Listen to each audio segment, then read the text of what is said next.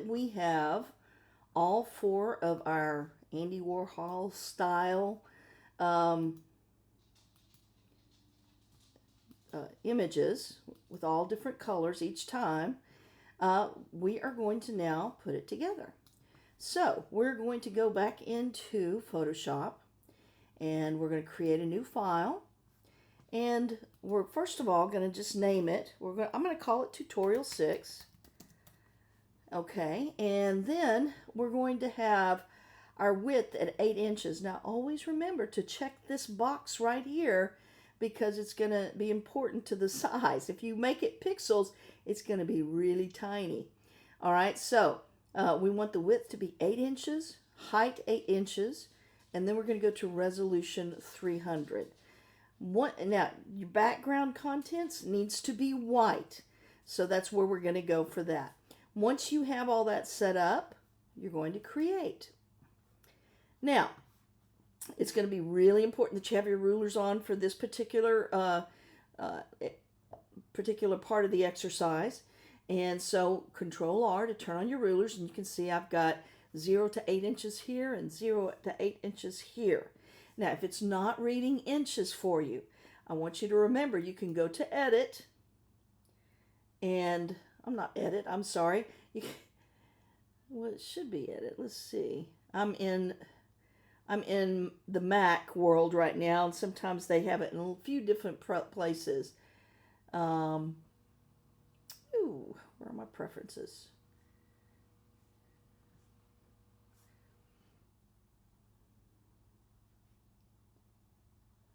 In settings. Okay, so it's going to be in my part. You're going to go to Edit and Preferences. On my end, I'm going to Settings, and then I'm going to go to Units and Rulers, and I have it set on my system, rulers for inches. So that's all you have to do is choose this right here. If it reads pixels, change it to inches, and then click OK.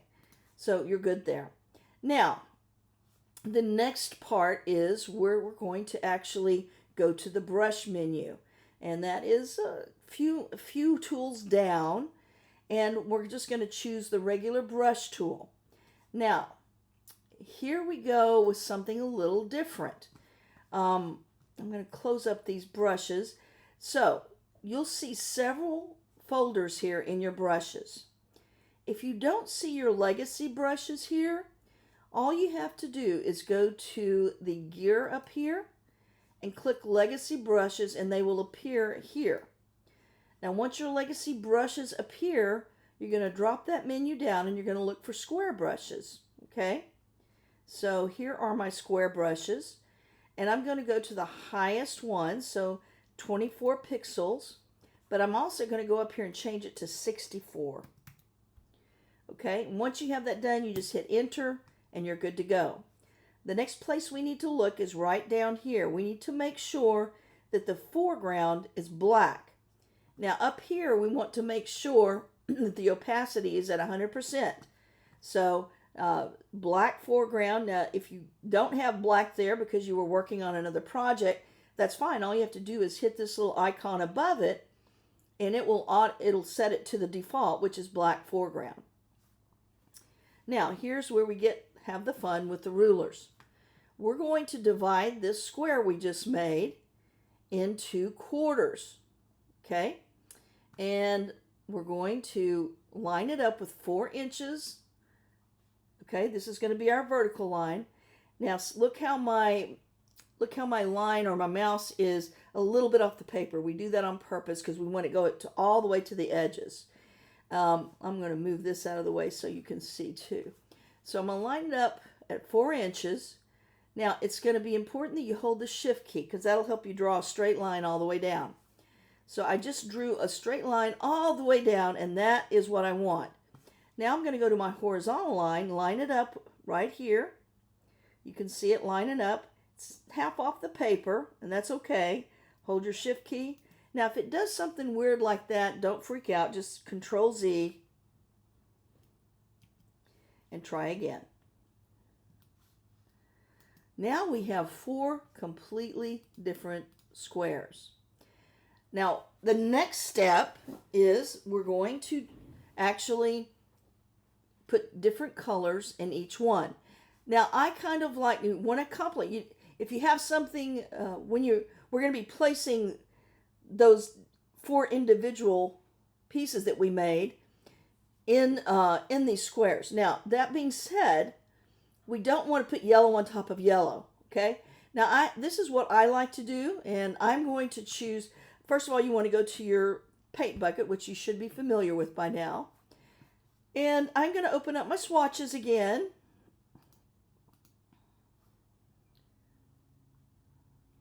Where did they go? There they are. All right, so the first one, I'm just going to go with the regular primary color. So I'm going to go with red, and then I'm going to hold it over the first one, just click, and it just fills that square. Then I'm going to go to blue and go over here, and then I'll have a yellow, and then I'm going to choose a purple, okay? So purple is one of my favorite colors, so I like making purple. Boom. All right, so now I have my little square Rubik's Cube, and I'm going to start adding the images that I just created. So I'm going to go to File, Place Embedded, and I'm going to go to the, I'm going to place number 1, so I'm just going to click that and hit place. Now I don't want to set it on the yellow because she has yellow hair, but I think I shall set it right here. Now I want to line it up where it's not cutting off once you have it in the place, but you want to line it up where it's even with the lines that you drew, okay? So I think this one works really good here. Now I'm going to go place number 2.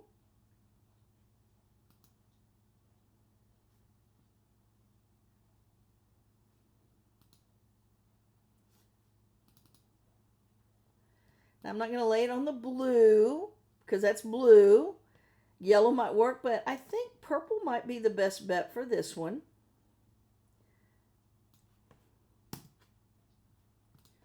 Look at that. It's looking good. So I'm going to go get number 3.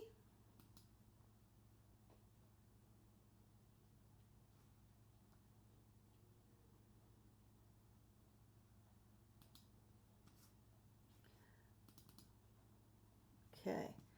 And I think that might look good up here. And let's go get the final number 4.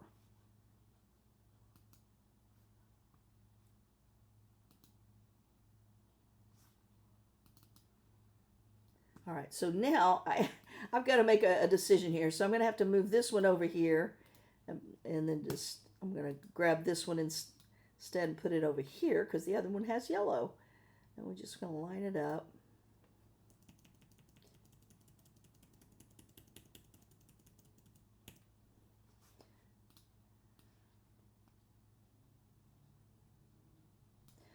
All right, just kind of gently nudge that with my arrow key. Now, if you want to make sure they're completely lined up, make sure you're on your move tool. And if you look up here, you see some alignment tools. So I'm just going to run my mouse holding it down, and I'm going to center them. I'm going to line them up. It looks like it was perfectly lined up. I'm going to do the same thing here. I did pretty good eyeballing it. And then we'll go vertically. It looks like I did pretty good with that. So that one nudged a little bit. All right, so now you have a complete Andy Warhol. So I recommend you listen to this tutorial again if you need some help, and just go in and pause it every time you need to do something. I think that's very helpful. If you have any questions, you know how to find me.